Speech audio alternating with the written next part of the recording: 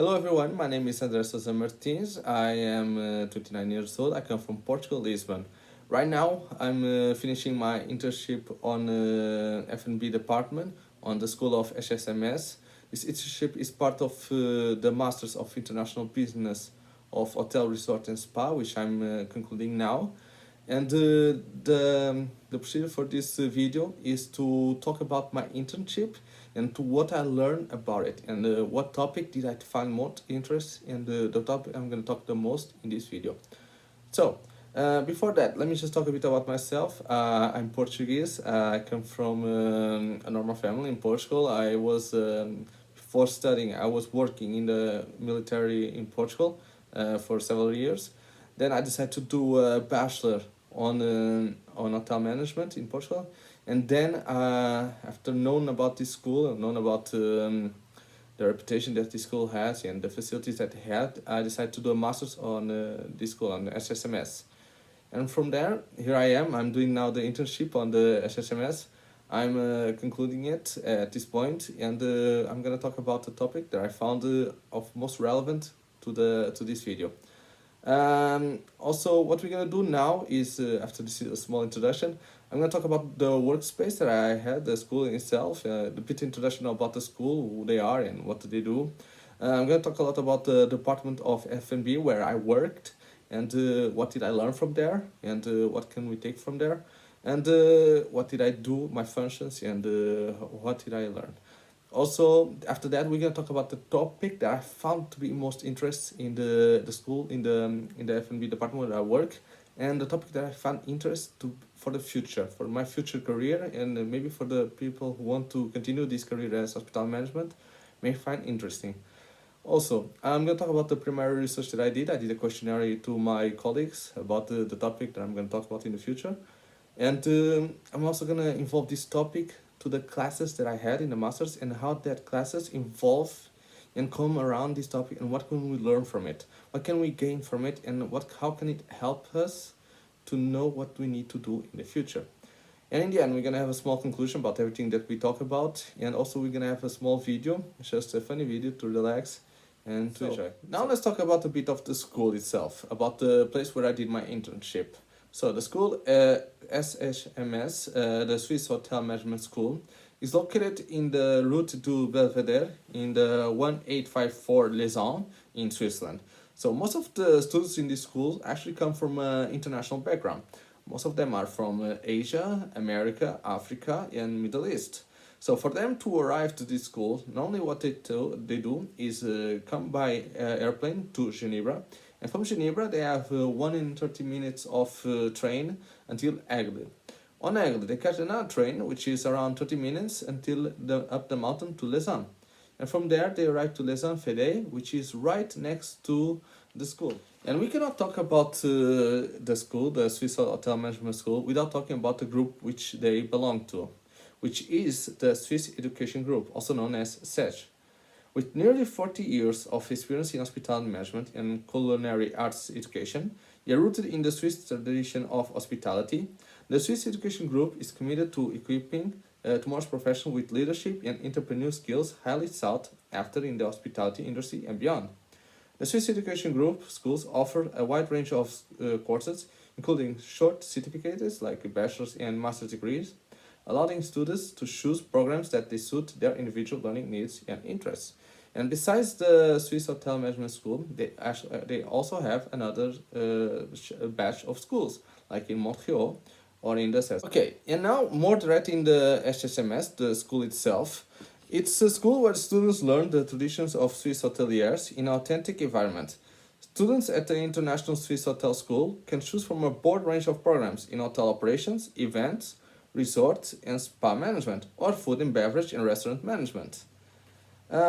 Here, this school is very focused on the learning by doing it, offering a world-class management education based on the heritage of the Swiss hospitality traditions, with an emphasis on applied Swiss hospitality expertise, combined with the international management competitions, and the programs which reflect the diversity of the service sector and are designed to meet the needs and the necessities of the industry, setting standards from the 21st century.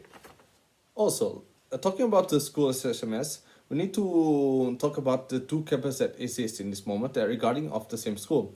We have the Coast campus, which is on top of Montreal, and it's where the first and second year's bachelors happen, and also some master's programs. But for us, in this case, in my internship and where I did my master's, is located in Lausanne campus.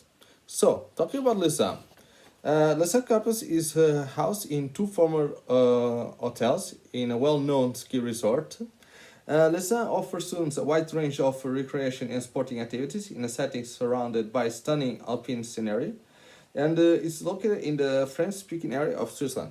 Lausanne is easily accessible by train, like I mentioned before, and it's also accessible by from Zurich and to Geneva by train. It's in Switzerland everything is directed by train, so it's very easy to get to Lausanne, despite being in an area that may be considered complicated. All third-year bachelors as well as some master students reside in Lausanne, and it's also known by its bachelor's degrees and the master of international business in hotel management, and also the masters of science programs are awarded by University of Derby, a leading UK university in the fields of tourism and hospitality. The hotel management courses have also been developed with the support of leading hospitality companies like the Swiss Sense Hotels and Resorts and Walt Disney Parks and Resorts. The Swiss Hotel Management School has been awarded by the prestigious of Apple Distinguished School recognition, which is granted to centers of education excellence that demonstrate innovation of using of technology to support learning goals. The Swiss Hotel Management School, is furthermore a fully accredited member of the TICE, the International Center of Excellence in Tourism and Hospitality Education. The ICE is a non-profit international accreditation agency that assesses and certifies standards of excellence in hospitality education. So as we can understand, the school itself is very recognized, very prestigious, and it's very understandable that it is not only an amazing place to study, but also a very incredible place to work and to learn.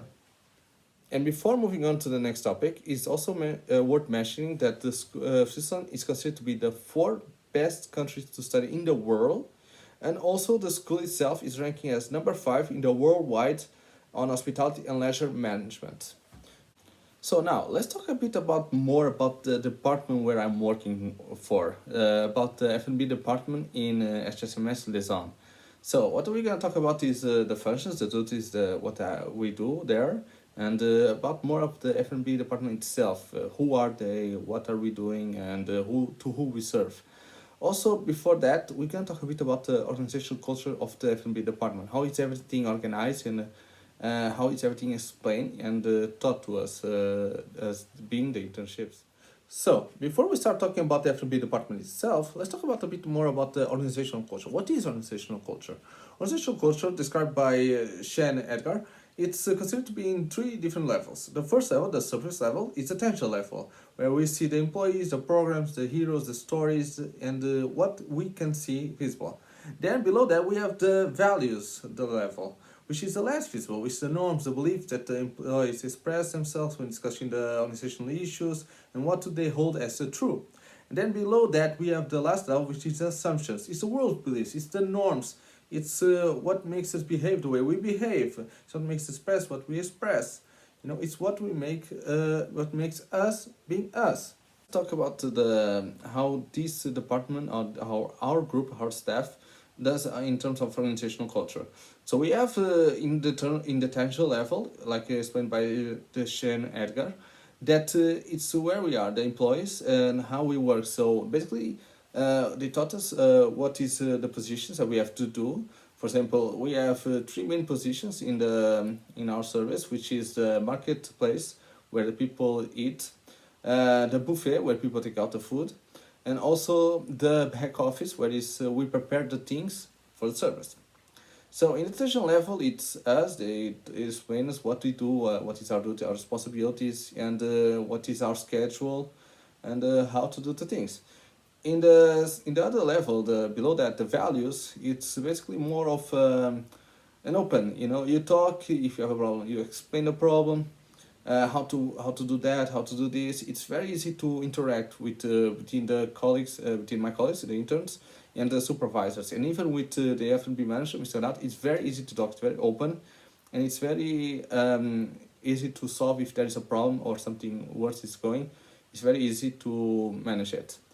And then we have the assumptions. The assumptions that we can have in terms of that work is that it's a good work. It's we have a secure place. We are secure in terms of psychologically and physical. We are very secure. We feel comfortable working there. It's tiring, without a doubt. It's tiring because there's sometimes it's more work than people doing it, which is a problem. But it's very manageable. It's very easy to understand. After I would say after 2 weeks or 3 weeks, everybody already knew what they had to do and how to organize themselves. So it is very easy to understand. It's not culture. Let's talk about a bit more about the F&B staff, about the F&B department of HSMS Lausanne, which is where I work for. So here on this department, you can divide it by three groups. So we have the kitchen staff, the dishwasher staff, and the service staff. We're gonna talk mostly about the service staff because it's where I did my internship and it's where I'm located with my colleagues. So on top of the hierarchy, we have Mr. Renato, which is the F&B manager, and then below him on the service staff we have six supervisors, being Miss Anna, Miss Marcia, Mr. Paulo, Mr. Felipe, Mr. Tiago, and Mr. Antonio. And below them we have 8 interns, including me, Andre, Min, which is from Vietnam. We have Whitney, we have Joby, we have Ricky, we have Angel, we have Sheila, and also we have Flor. So with that team, we compose of the survey staff for the F&B department. Now that we understand the staff, now that we understand the organizational culture, let's talk about the department, what we do essentially. So our department is basically divided by the kitchen, who cooks the meals, the dishwasher that cleans all the silverwares and the dishes, and then the service staff, which is including me and my colleagues. So what basically we, the service staff, our main job is to service the food to the customer, in this case the students. So we have 3 main floors that we have to be careful with. First of all is the marketplace. So what is, when we measure marketplace, we measure the floor, which this means is refill the waters, refill the coffee machine, clean the tables, and make sure that the space is clean and is ready to receive more customers. And after the ones who leave, we can clean again and prepare for the new ones. Then we have another area which is very important, which is the buffet. The buffet area is basically refill the food that's missing. So we are almost ending, so we go, call the kitchen gives us the food, we refill. Always like this. Then we have the third area, the back office. Back office is important because it's where we keep everything that is for the service. And also, it's where we prepare the next service, or for the, which be breakfast or the lunch or dinner. We prepare there everything that we need to prepare, like yogurts, milk, cereals, everything is done there. Now that we understand which areas are important, which are the floor, the buffet, and the back office, we need to talk also about the timetable. The timetable varies in 5 different ways. First, we have E, which you can see is basically the breakfast, where the person comes and prepares the breakfast and also stays for the lunch. Then we have D7, which is a support for the breakfast. He stays for the lunch and it helps on the cleaning of the dinner. Then we have DE, which is the most usual one that we do, which the person comes in the end of the breakfast to clean, helps the lunch, and then also does the dinner. Then we have in the weekends a special timetable, which is brunch. So basically, when the persons come for the lunch, we prepare the lunch and clean, and then also prepare the dinner and clean.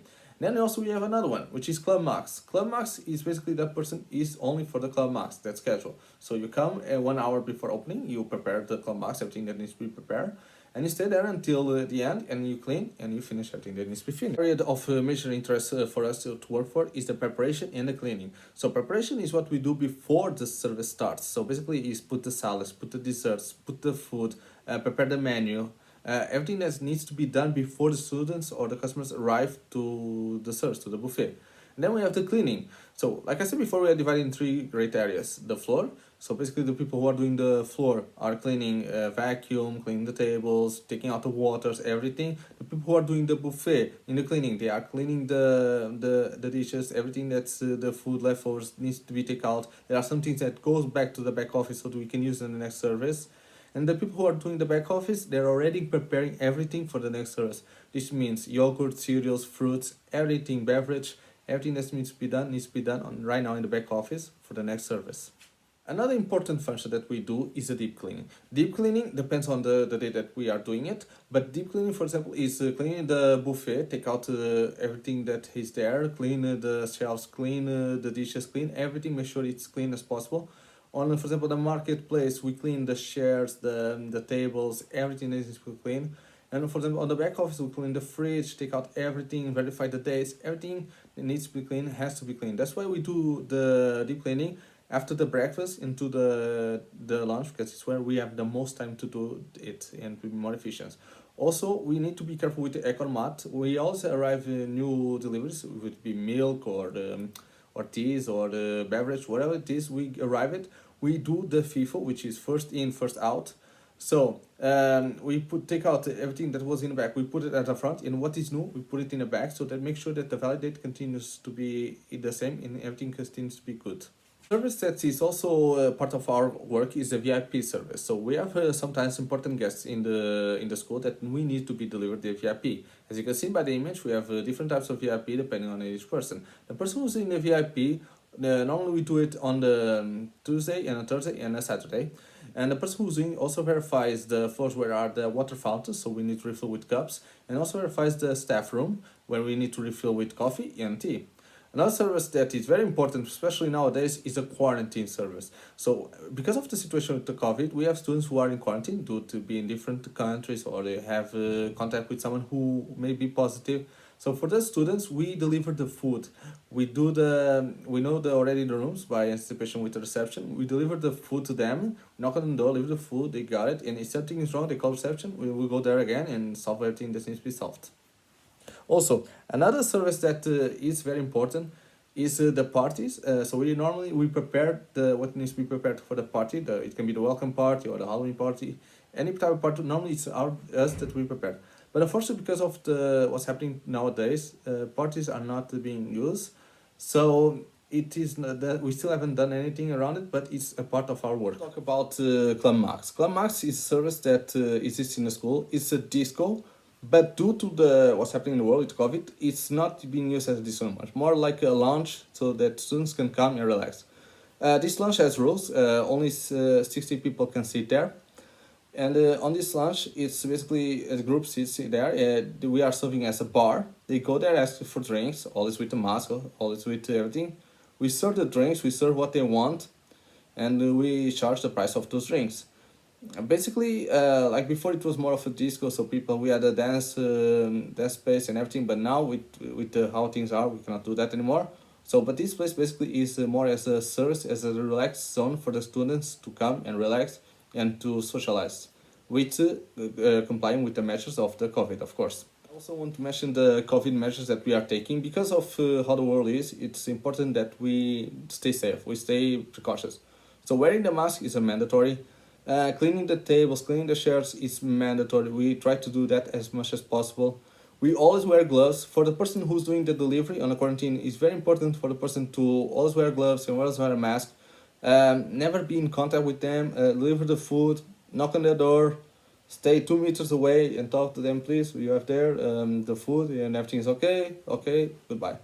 And also we have the line that because of the rules in Switzerland, we cannot have more than 10 people in the buffet area. So we have a line which needs to be complemented. We always are watching how many people are in the buffet and how many people are in the line and call people from the line to go to the buffet. And we try to manage as possible, but sometimes it may be difficult because there's a lot of people and because of classes, time is short for them. So we understand, but because of how things are right now, we need to comply with these measures. Now that we finish the introduction, now that we finish talking about the placement, about the school, about the department, about what we do and what is that we provide for, let's talk about the topic that I found to be very, very interesting in my internship.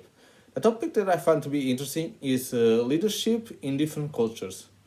What do I mean by this is when I was working there, when I'm working in F&B department on the HSMS, I work with people from very different cultural backgrounds. For example, like I told you before, in the kitchen there are people from all over Spain, Italy, France, and Portugal. In the dishwasher, the same thing. Spain, Italy, Portuguese. But on the surface, we have people from different continents. We have people that come from America, there are people that come from Africa, people that come from Europe, people that come from Asia. And that started made me think how a leader can manage these people that come from different backgrounds. And how can they manage when we are in a different country and none of us belong to this country coincidentally. So this actually started when like I mentioned before, we work in Club Master, where we serve alcoholic drinks to the students. Here we have a colleague of mine called Ricky. He's Muslim. His religion does not permit serving alcohol, nor even drinking, nor touching alcohol. So for him, he cannot do this job. But as a leader, how do you manage this? If you have a worker, how do you manage to have a person that you cannot use for work on this type of contest? It's not made me think. Then there was another thing that affected me. I'm Portuguese. Most of the supervisors are also Portuguese, so I can easily understand what they mean, what they talk about. We share the same language, same culture, everything. And when I was talking with my colleague Sheila, she mentioned this. It's easy for me to understand what they want, to understand what is happening, because I came from the same culture. I came from the same language. So it's easy for me to understand what it needs to be done, it needs to be advanced. That made me think, do I have an advantage in this workplace compared to others? In the end, I do have, because we share the same culture. And it started me think, like in the world, in the hospitality world outside of here, most of the people that are working in a placement, it's maybe from different cultures. So you as a leader, you're going to another country to work to be as a leader, you're managing people that maybe not from the same culture of that country and not from your culture either, from different cultures. So how do we manage this? How do we have a guideline or a procedures? What can we do to make the situation better so that nobody feels has an advantage and that everybody can feel integrated in the workplace? So I went to research some topics that may help me sustain this discussion that I want to have. And I found out, for example, on Vesna Perik in the tourism and globalization, that globalization has increased the interdependence between countries, economies, and people. This procedure has led the creation of Operation Global Tourism Market, where destinations which are expected to compete on equal basis, regardless of the country of origin, and function indirectly. So what does this mean is that there are different people all around the world working in different countries in the tourism. Tourism is not just for the people that work from that country, it's people from everywhere. And I found another country that sustains this. So, as Muhammad Saad and Joan Anderson say, in the article of local versus foreign workers in hospitality and tourism industry in Saudi Arabia perspective, around 3 million foreign workers in the Saudi tourism industry, the majority of whom are low-wage earners from different countries like Bangladesh, Egypt, India, and most approximately 100,000 Westerns working in Saudi already, they hold management positions. So we have people that have low income that are from poor countries, and people that most from Western countries that are holding management position. And the low percentage of local employees is explained by a percentage of local hotel employment, as it's significant, relevant, and prestigious to work there. As a leader from a different country, you are working with people that are also from different countries, and for a customer that is most likely expecting a service from the original country. So in this case, we have the people that are local, they don't want to work in the hotel because it's not seen as prestigious, not as renowned. The leader is a person that comes from a Western country, and most of the workers in there are people from other countries. So we have a case where a leader is working with people from different countries, trying to provide a service for a person on that country that is expecting that service. On another topic that we have, the hosting while being hosted, a perspective of Ukrainian immigrant hospitality workers in London. This article talks about the role of emotions that the person is feeling, that when it comes from a new country, the personal level conflict emotions such as excitement, fear, hope, and joy before departing might significant an influence on immigrant first experience, such as strength, emotions, and weakness. The first months of the immigrant worker is hard. It's emotional drain. They face difficulties in terms of life conditions, work experience, contacts with flatmates or with people, and are facing a completely different lifestyle that they were facing in their home country. So poor physical conditions or unexpected generated discomfort and enhanced feeling of being marginalized. And this brings the fear of homesickness, sadness, and loneliness to the person that is working, the immigrant, during that first stage of immigration. And it's funny that we discover in this article that the happy moments that are linked to the first moments are actually found in the work placement. So when he's working, he feels a sense of union, he feels a sense of connection with his co-workers. So he feels like it's going somewhere. But on those first three moments, the first moment of immigration, it's hard. And it's a person that's working on hospitality, that leads with people from directly. Emotion has an important role on how to manage a person and a client. So talking about Rusanda, when she talks about the article Finding Women's Happiness in Hospitality, we can see that there is a connection between job satisfaction and the job factor. There's a strong correlation between work environment and personal status and overall job satisfaction. There's an importance on service orientation from frontline employees from an emotional labor perspective. This is where there's a battle to overcome the emotional stress and exhaustion from the direct interactions with the guest. It's essential to have a supervisor by your side which have the power to negate those negative effects, emotions.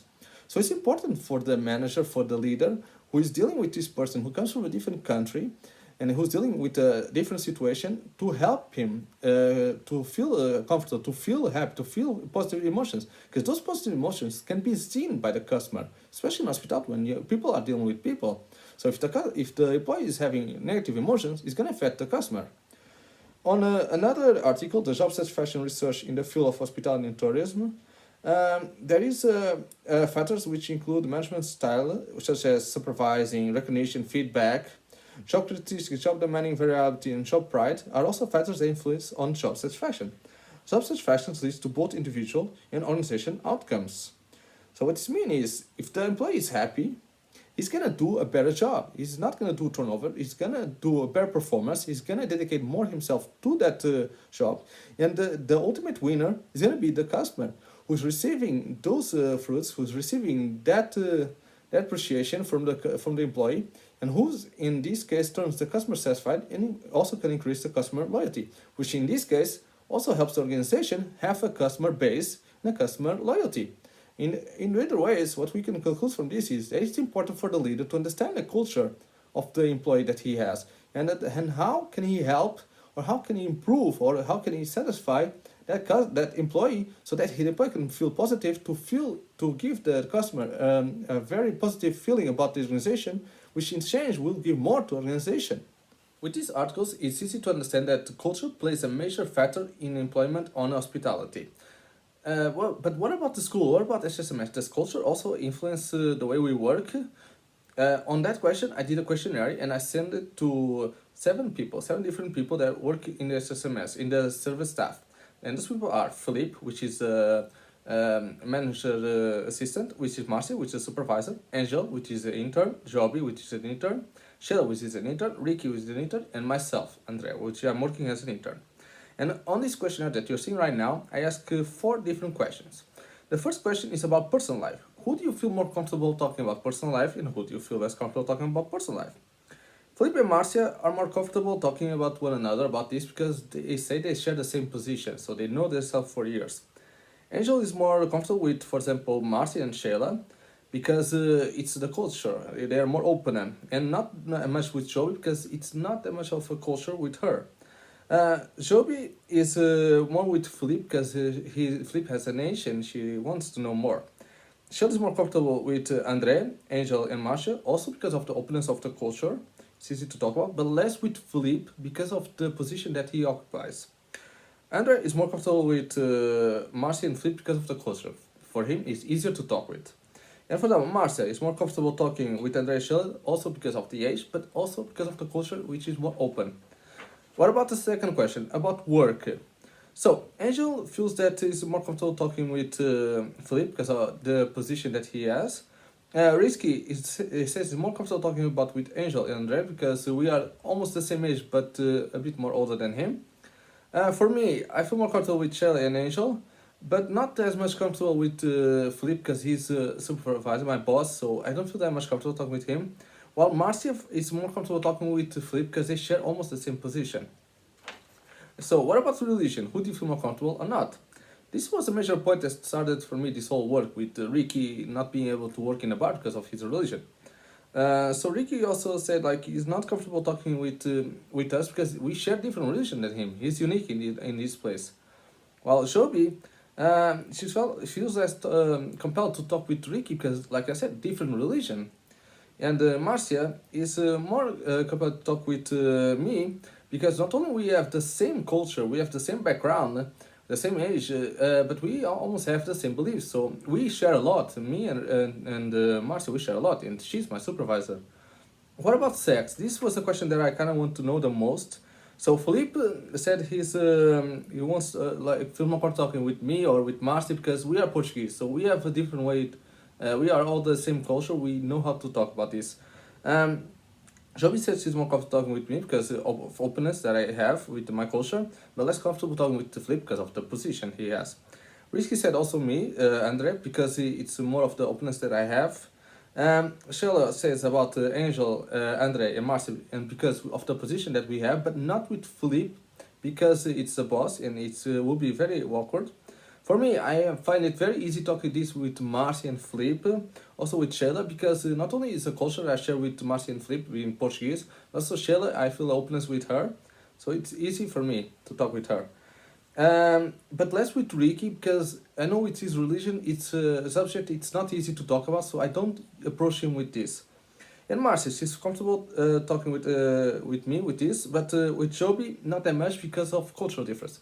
So what I want to know about this, what I wanted to know more about this questionnaire is how it's easy to identify if a person has more connection with the supervisors because of the culture and because of the age or because of work position than others. So is there an advantage? Is there maybe can be some problem in the future because of this? Imagine that in the future, a supervisor is the same culture as one or two employees. One of those two employees, they can have an advantage compared with the others because they can talk, they can understand, they can completely talk about stuff that others normally cannot. So that is an advantage in this subject. But we'll see. But how can we solve this? Is what we're gonna see next. What can you do to use a culture as an advantage instead of a disadvantage? We learned this in a master class that I had. I learned a few topics that may help to solve this problem between the leader and their employees. For example, Gersted Hossef talks about the dimension of culture. As a leader, you can use this to understand the power distance that they have, the individualism, musculism, uncertainty avoided index, long-term orientation, and intelligence. This can help you to understand the culture of the employees. Also, Edward Steele's high and low contest culture. What kind of cultures they are, and how can you use this to talk to them and understand them better and engage them. Also, we can try a cross-cultural training employee satisfaction with first rigorous selection process, with second train and retrain employees, and third systematically measure and reward excellence. Then there is also something that can help us is a Tuxman's model of team formation because different cultures may be difficult to engage between one another. So in the end, hospitality is all about a team. So let's try to make a team with the stage 1 forming, stage 2 storming, stage 3 norming, stage 4 performing, and stage 5 adjourning. So with this, maybe we can create something. Instead of having a group of people with different cultures not coinciding or not engaged with one another and having a leader who cannot manage them, as a leader, you can create this process that can make them understand one another and better yet, can make them work as a team. We already talked a lot about culture and how culture can influence the organization in the workplace. But what about the leadership? Because culture and leadership are the two main topics of we are talking in this video. How can a leader use a culture as an advantage? So, the best thing to start is what kind of leader are we? Are we a transitional leader that we are just there monetary and we just want the outcome and then we are moving on? Or we are a transformational leader where we seek a change, where we seek something more out of the team? Is this the type of leader we are? And what type of style of leadership are we going to use?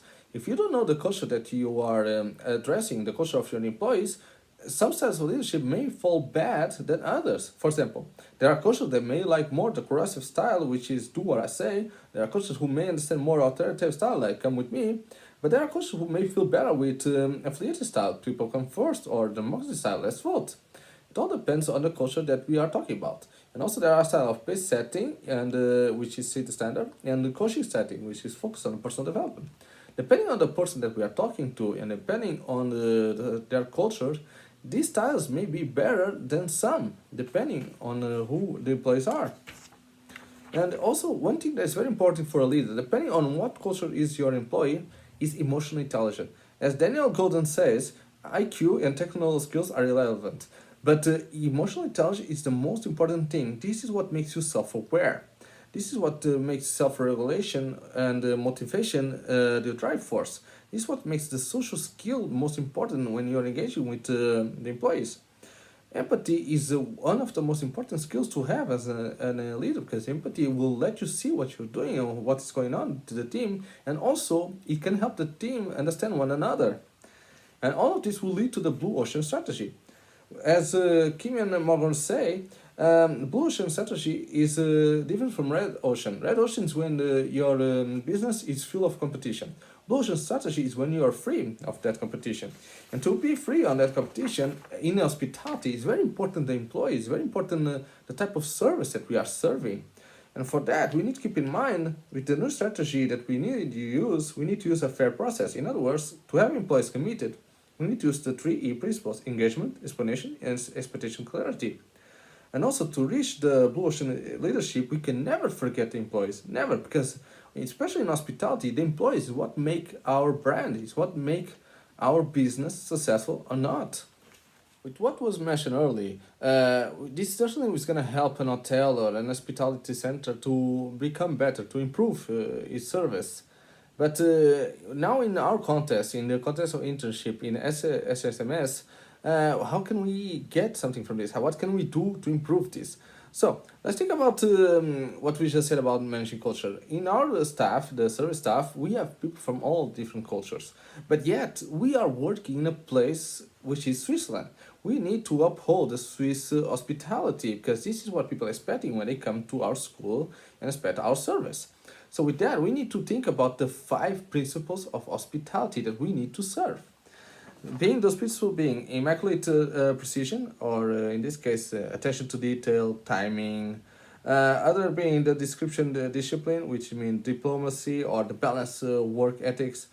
Another one being the dependable quality, always serving, executing with performancing, always bringing excellence.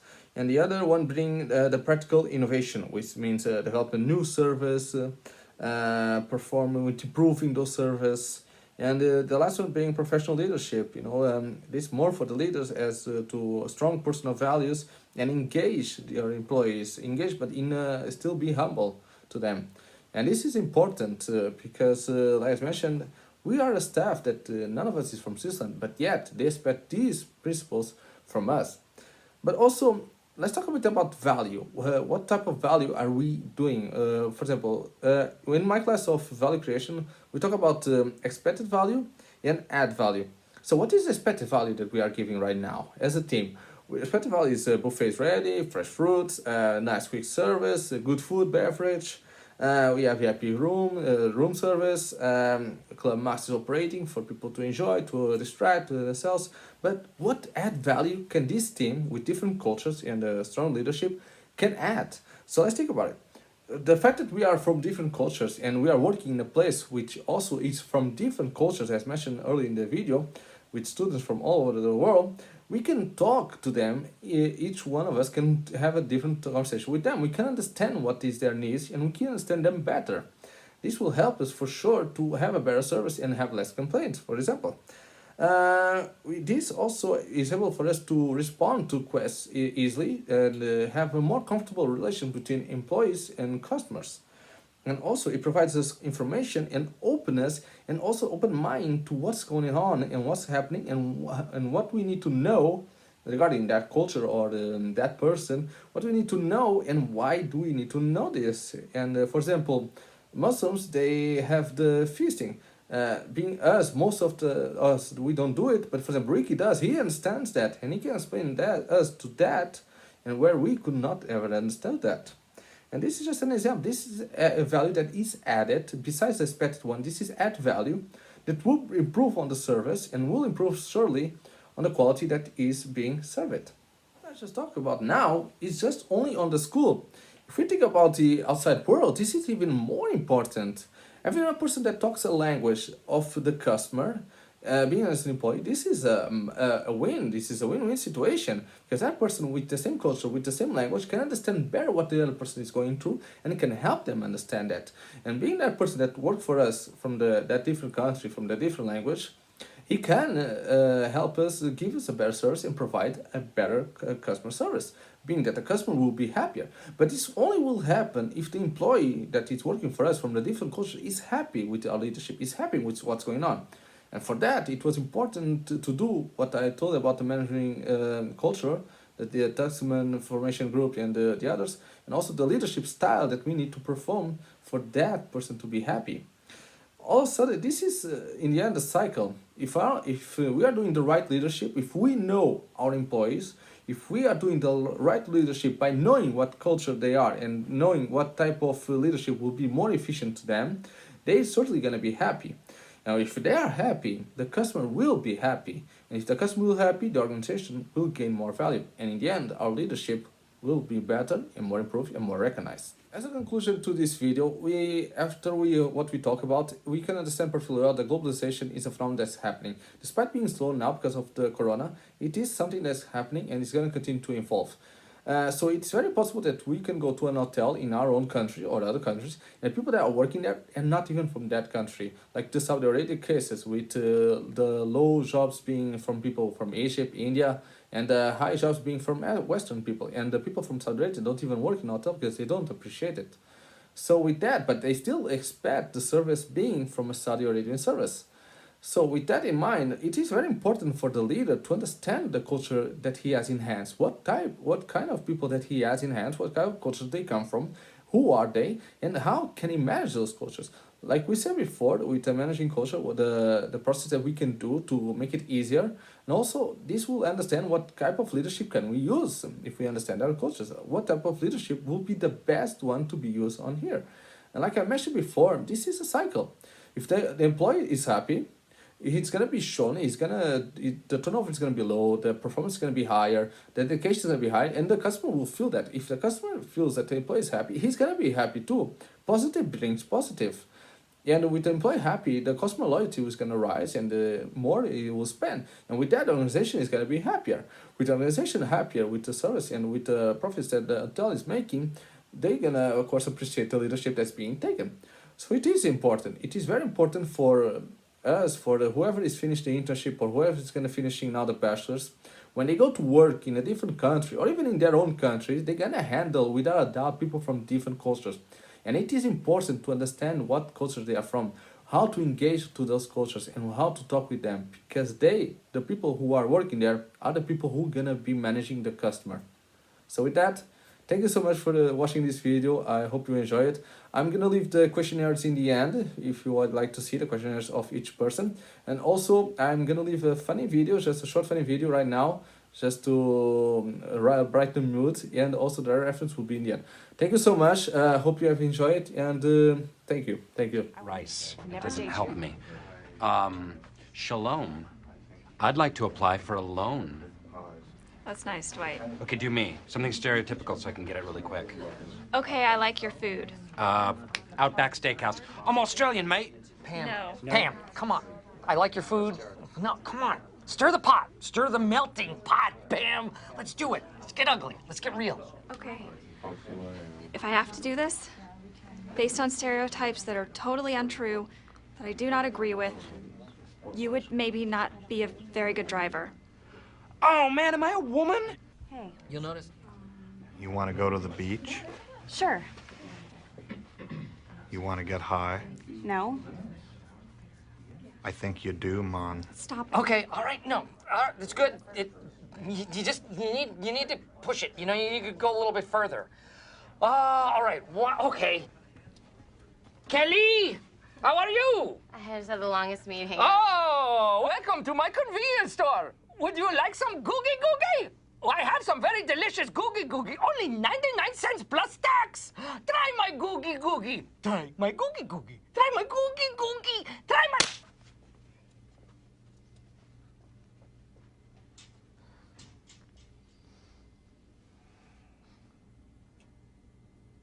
All right.